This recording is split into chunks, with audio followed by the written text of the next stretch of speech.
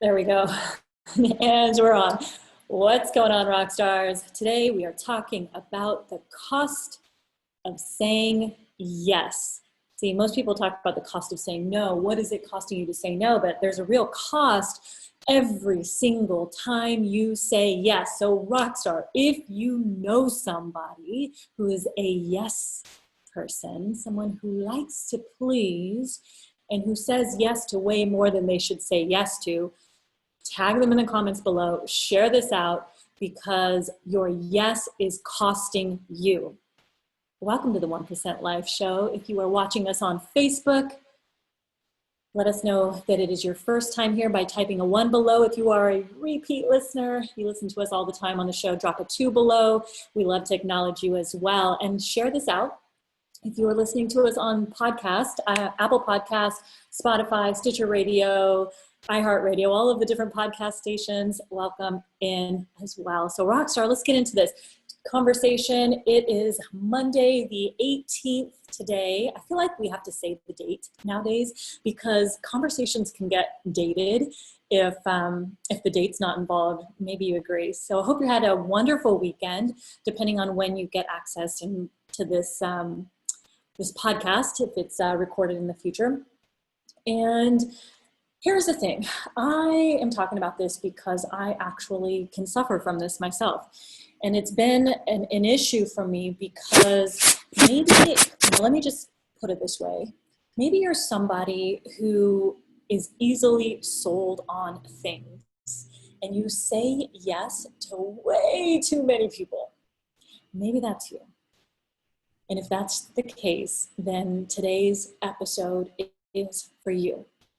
You might also be somebody who thinks that if someone asks you to do them a favor, or they asked you to get involved in a project, or they ask you to partner with them, or they ask you to be, an affiliate with them, or whatever the thing is, join their network marketing company, join their business, do whatever the thing is that they want you to do, right? We get a million asks all the time, do we not? And if you feel like if you say no to even having the conversation, that's considered rude, uncaring, unthoughtful, or that you'll be judged in some way, well, today's episode is definitely for you. And maybe you're someone who gets shiny object syndrome. Yeah, it's over talked about, and it's true. There is always something pulling us in a direction, and whose job is it to control it? It's ours. It will always continue to pull us, especially if you're somebody who listens to the 1% Life podcast and show, because you're somebody who people desire, right? They want the skills, the expertise that you have, because you wouldn't be listening to a show like this if you were not that person. So if any of you, well, let me reword that. If you are any of those things, then today's episode is definitely for you. Tag somebody below and let's get started. So here's the thing. When you say yes to something, it is imperative to know what you are saying no to. So every time you say yes, you are saying no to something. And if you're at all like me, intuitively, or just the person that I am thinks that I can do it all, right? Maybe you are that person or similar to that. You think, well, I can do this and I can do that too. The reality is that we have a finite amount of energy in terms of focus, what we can focus on. And when you focus on too many things, you splinter your energy and your focus, right? And so you do, what's the saying? If you chase someone who chases too many rabbits catches none. If you catch more than one, whatever it is, chase more than one rabbit, you catch none, right? And the reality is that you have to know that every single time you say yes to something, you are saying no to something else. And when you can look at it that way, as opposed to, oh, it's just so easy to say yes, or I'd rather say yes than have to say no. Well, if you say no now, it'll be a lot easier to say no now than it will be down the road when you've invested all this time, this energy, or maybe you didn't do any of the above and then you have to save face, right? It's like, oh my God, I failed, or you have to admit to failing, or you have to somehow make up for all that lost time and energy and the work that you didn't actually complete that you said you were going to do. So There's a quote by screenwriter Sidney Howard, who wrote the Gone with the Wind. Everybody knows what Gone with the Wind is, right? And it goes like this. So one half of knowing what you want is knowing what you must give up before you get it. And personally, I had a hard time getting this one because, again, it's like, why do I have to give up my freedom, my time, in order to gain something else? Well, you have to, right? There's if you put up, you don't have a finite amount of time, right? We think we do, but we don't. We have a very limited amount of hours in the day. So if something's going to fill that hour that you need, then you have to take something out of that hour, right? And so it's really important to look at everything that you do this way. So the best way to succeed big is to go small. This is a really powerful concept. It comes from the book, The One Thing, really incredible book by Gary Keller. And it talks about focusing on one thing in particular. And a lot of people I talk to a lot of people all the time who are high achievers, and they've got this business, they're in their own business, they've got like 3 multiple streams of income kind of attempts to do things, and they're doing all of those things not so well, right? It's like, well, of course your network marketing business is failing, and this isn't about that, by the way. Of course your side hustle is failing. Of course all this other stuff's failing because you are not putting in the right amount of focused energy in order to get it to succeed. So we have to go small in order to go big, right? The best way to go big is to go small. And when you go small, what happens is you actually say no to a lot. You have to say no to more than you say yes to, because that allows you to narrow your focus, what you're putting your energy towards, and just what comes in across your screen, right? Like literally what comes across your screen. So it's important to say no to a lot. And what happens from my observations and also from my personal experience is that when you're talented and you have a lot to bring to the world, people want you on their team. They want you to work with them. They want you to promote for them. They want you to, sell for them. Well, they want you to do whatever it is that you do for them. And even if it's not your mold per se, what happens is that they'll want to fit you into a mold because you're just a talented person. Maybe you know what I mean. And the reality of that is that you're always going to be pulled in different directions. And so I was on a mastermind call of mine last week, and I remember my mastermind members saying, Joanie, you are going to be pulled for the next 20 years of your life, probably longer, in a million directions constantly. And a lot of these projects sound really great, and it's humbling. It's like, for some of them, it's like, wow, they want me to work on their project with them. Wow, they want me to help build this with them. Wow, they want me to speak on their stage or to, record a podcast for them. And it's awesome, right? It's exciting. It's, it can often feel very good because you're being recognized in that way. And the reality is that if you do it all, you'll do none of it well. You'll do none of it well. And so you have to get really good at taking things off, not even letting them on your plate. It's not even taking things off your plate. It's not letting them on your plate. It's like, oh, and we'll talk about how to do that in just a moment. Like, nope, it's not even going to be there. Nope, I can't hear it. Nope, I can't do the thing. And so getting really good at saying no is a powerful attribute and skill. And I still work on it all the time. I'll fall into a place where I'm like really good at not acknowledging projects and people and things. I get people sending me stuff for network marketing like every day because they want me to join their companies. I'm like, no, I don't do that. I take the supplements, I take the stuff. I will be your customer, maybe, if it's a good product, but I'm not out there actively promoting any of those things because it's not where my focus and my energy is. I have to do what I do well, and with all my attention, energy, and focus. So, the other challenge, if you are friends, like I am friends with incredible salespeople, like really good sales professionals. And those really good sales professionals are really freaking persuasive, and they persuade you to listen to them, right? They persuade you to hear them out. And, so sometimes it can come across as rude, it may be perceived as rude to the other person. I mean, I'm certainly not projecting an air of rudeness. It's not my intention. It's no, I just don't have time. No, I just don't have the energy. No, I just don't have, the space for it in my life, because if I do, I'm doing nothing.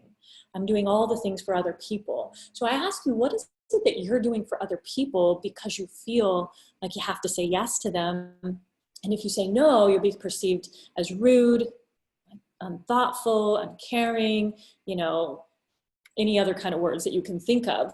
And see, what this really comes down to is if you think that like you won't be liked if you say no, the truth is that you will most likely be more respected by saying no often than you will by saying yes all the time. And the reality is because all of a sudden you become elevated in terms of status in someone else's mind. And they're like, God, just to get in front of her or him is an arduous task, right? Like, how do I get in front of them? How do I get 2 minutes of their time, right? You don't see a celebrity just walking around, hey, let me talk to you. Like, what do you need, right? It's like, hey, they might smile, they might wave, it's not to be rude. It's like energy. You cannot just give away all your energy. You're dead. You run yourself into the ground. So you have to be very protective of who gets it. And I always say, you have to earn energy from me. Like, you have to earn my energy.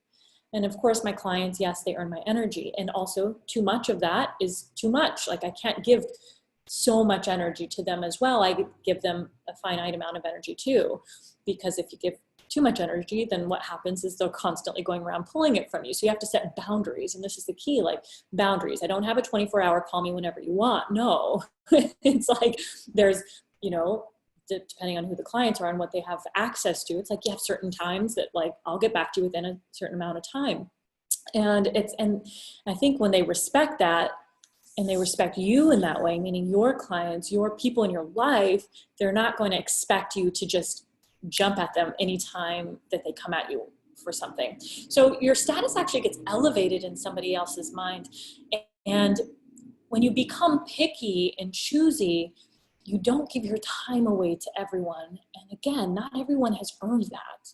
And I think that's really important to a frame to put on, because people will try to steal your time, especially if you are someone who puts value out into the world and you're somebody who has something to offer. They will want to steal your time.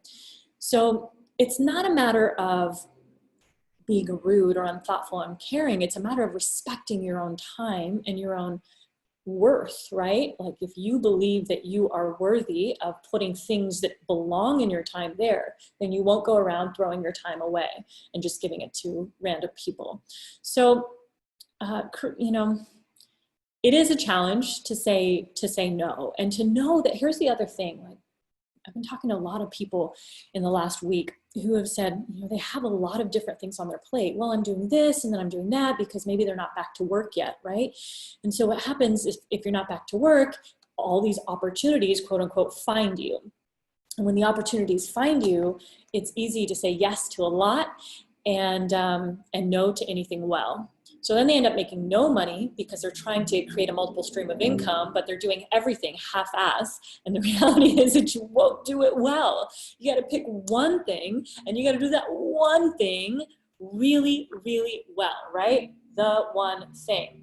The surprisingly simple truth behind extraordinary results. Gary Keller, Keller Williams, who founded Keller Williams, wrote that book. And that's really the key. It's finding the one thing. So if you have all of these different opportunities on your plate that are currently occupying your plate, well, if you had to do one thing right now, what would you take off? What would you remove so that you can actually focus on a strategy in terms of energy, how you're going to allocate that, blocking your time to work on the thing, like literally blocking everything else out that is taking away from that yes to that one thing, and then literally creating a strategy of what's the thing that's going to get me results, what's the behavior that that it will move the needle forward, and really focusing on that. And then everything else just goes off to the side, because you can't run 3 businesses successfully all at the same time from the beginning. Like, people who own multiple businesses, they phase themselves into that place. They don't just start with all those businesses, right? They start with one and they're like, great, now that we have an executive team in place, we'll build management systems, processes, and, like what's the structure of the business. And then I'll go out and I'll look at who else can I partner with, who else can I, in terms of a company or some offering that they want to create an affiliate relationship with. And then they'll go and they'll start that. But that's now the one thing. This other thing is doing itself. It's working on its own really well. So you can't just start with all of these things on your plate at the same time, because you will do nothing well. And that's the reality and the truth of it all. So if you have a bunch of things on your plate, maybe you have nothing on your plate yet, and you're like, I need something to fill that plate. Well, what I would really look at is, what's the one thing that I am looking to achieve? And ask the question, like, who is the person that I can find that from? Where are they, right? And maybe it's just going around and having a lot of conversations with people right now and finding out what opportunities are available to you and for you, and then brain dumping them all out and saying, okay, so if I did this, it would require this amount of output, this amount of energy, this amount of, commitment, and all of the pros and the cons of each. And then know that, can it actually hold my attention for a period of time? Like, not like a few months, years. So when you look at these things, don't look at it for a small period of time, right? Because that's why you're doing it as a hobby and not really getting real results. You want to look at it as if this was the last thing that I did on my life, would I want to do this right now? That's how I look at things. Would I want to do this right now? This was the only thing that I did and nothing else. Everything else I had blinders to. Is this the thing that I would want to do? Because that's where you actually commit and give your energy, give your focus, give your output, and produce real results. And then everything else gets taken off. Like, here's your plate, it comes near it, boom, it just bounces off. Like, it doesn't even get there. And so oftentimes this means that we're not even allowing ourselves to have conversations with people who are potentially going to take us off track. I found myself last week entertaining a conversation I should have never entertained. Why? Because I was like, oh man, somebody tried to message me. Actually, a lot of people last week, but one person was like, hey, do you got a minute? And they posed the question in a way, it was really sneaky. See, I'm telling you, good salespeople are really good. Like, that it actually, I had just finished work for the day. It was almost like they knew that. And, they just need 2 minutes of your time to run something by you. Of course, I do that. Friends, right? Well, again, that was me being irresponsible with my time. And while it was, quote unquote, perceived in a nice way, I'm not here to be a nice person. I'm here to make an impact in the world. And I'll never make that impact in the world if I'm freely giving my time away to any person who demands it, right? And you're the same way too. And so that's why I'm saying, like, if you're here to make an impact, you're here to make a difference, be very selective with who gets access to your time, and don't just let anybody have it. They don't deserve it.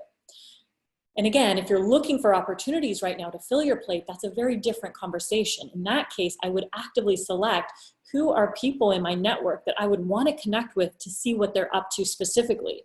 And then write those people out and go into it with a sort of an objective. Like, connection is real. Like, create a real connection when you're on the phone with them to figure out what it is that they're doing. If you're not working right now, if you need another income opportunity or whatever that is, or a income opportunity, period. There's a lot of that happening right now.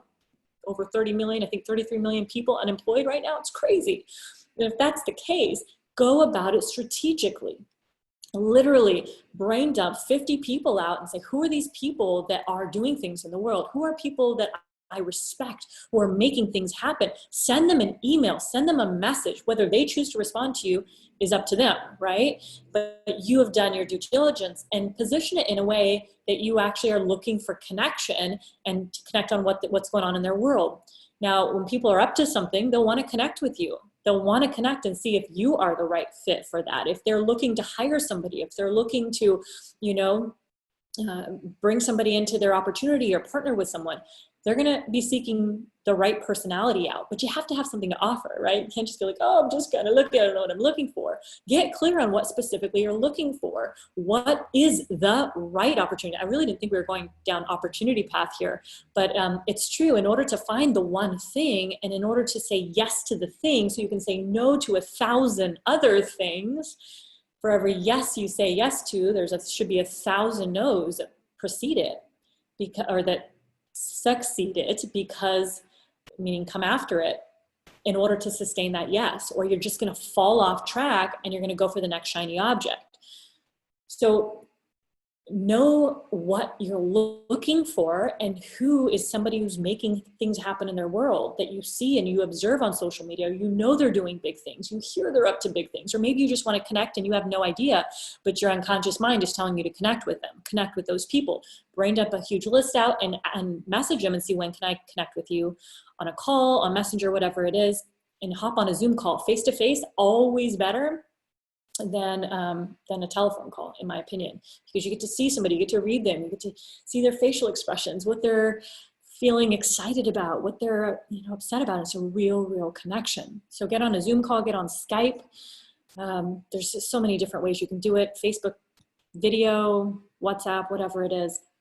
So rock stars, I hope that this conversation around you saying yes to a lot of things that is costing you, and I want you to realize that it's costing you. I hope that helped you and it's of value to you, because again, if you want to do something well, and it's of urgent matter for you to make income in a short period of time, or to achieve a certain level of success, you've got to take all this other crap off your plate, because that crap is weighing your plate down, and you don't have the focus, you don't have the energy, and you don't have the clarity in how to move forward.